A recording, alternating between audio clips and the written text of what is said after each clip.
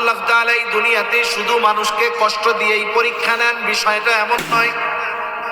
বরং আল্লাহ রাব্বুল আলামিন মানুষকে সুখ, স্বাচ্ছন্দ্য, সমৃদ্ধি, সম্পদ দিয়ে আল্লাহ পরীক্ষা নেয়।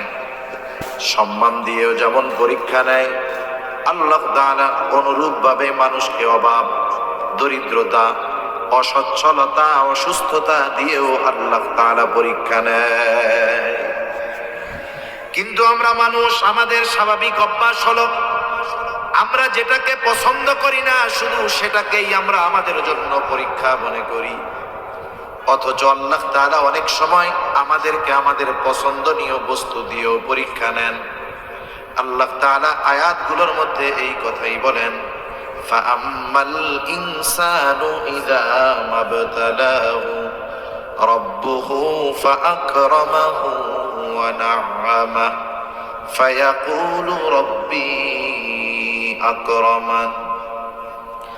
আল্লাহ রাব্বুল আলামিন বলেন, মানুষের পরীক্ষা নেওয়ার জন্য যখন তার রব তাকে সম্পদ দেয়, সম্মান দেয়, ফাআকরামাহু ওয়া না'আমাহু, তাকে সম্মানিত করে, তাকে নিয়ামত সমূহ দেয়, সম্পদ দেয়, টাকা পয়সা দেয়, ওই মানুষটা তখন বলতে থাকে ফায়াকুলু রাব্বি আকরামান, আমার রব আমাকে সম্মানিত করেছে।